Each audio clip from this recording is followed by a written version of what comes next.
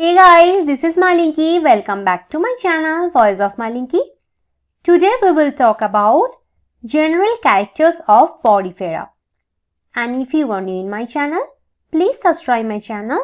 And if you like my video, please do like, comment and share my video.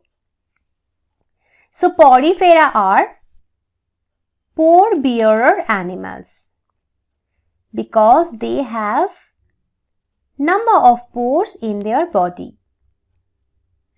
Sponges are Porifera. Habitat. These animals are aquatic. They are mostly marine and the exceptional case is Spongilidae that is found in the fresh water. Morphology. So they are multicellular animals. They have a number of cells. They exist in colonies or single. Cellular and body organization. So the multicellular body contains outer ectoderm, that is the outermost part of their body, inner endoderm, and an intermediate layer is present between ectoderm and endoderm. That is the gelatinous matrix. It is also called mesenchyme. They are diploblastic because cells are arranged in two layers, ectoderm and endoderm. Although the intermediate layer is present in between ectoderm and endoderm, but this layer does not contain any cells. Mesoderm is absent here, so they are diploblastic animals. They do not have any tissues or organs. Body surface perforated by numerous pores. Those pores are called ostia. These are ostia in their body. Through these pores, water enters the body. So you can see here water is entering through ostia in the body. One large opening is present, that is also called osculum. So this is osculum, the large opening, through which water passes out. The intermediate space or the interior space of sponge is called spongocoel. This is the interior space of sponge body. This is spongocoel. Skeleton or spicules are present on their body. So they have skeletons or spicules. Canal system or water transport system is present here. That is very important. They have the water transport system or canal system. Locomotion. So they are sessile organisms. They are fixed with the substratum, with the base. They do not move. Nutrition.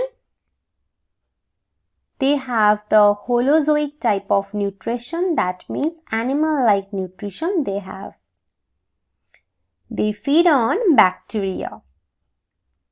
So bacteria is their food. Digestion is intracellular, that means digestion occurs inside the cell.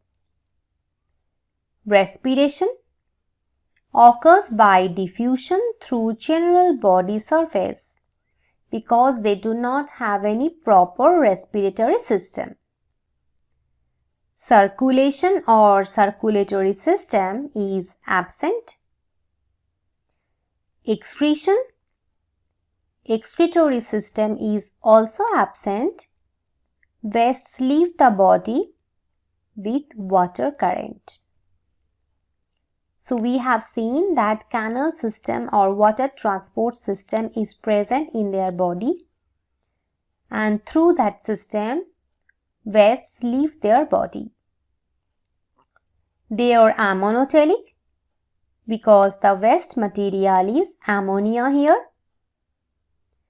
Reproduction, both asexual and sexual reproduction take place. In asexual reproduction, budding, gemel production, regeneration occur, and in sexual reproduction, they generate ova and sperms. They are hermaphrodite. That means each individual can produce both eggs and sperm. They undergo internal fertilization. Fertilization takes place inside their body, and they undergo cross-fertilization. That means fusion of egg and sperm from different individuals occur. That is cross-fertilization. So, although they are hermaphrodite, but these eggs and sperm do not undergo self-fertilization. But the male gamete from one sponge will fertilize the female gamete of the other sponge. That means cross-fertilization occurs. This is because eggs and sperm are generated in different time of the year. Nervous system is absent here. Cleavage is holoplastic. That means complete cleavage occurs that divides the whole embryo into separate blastomeres. So suppose this is the embryo, and in this way the cleavage occurs. So it is a complete cleavage that divides the whole embryo into separate blastomeres. Development is indirect through free swimming larvae. When they include larvae in their life cycle, we say it is an indirect development. And the larva is here amphiblastula or parenchyma or stereogastrula. So this is important to remember the names of the larva. So this is all about today's lecture.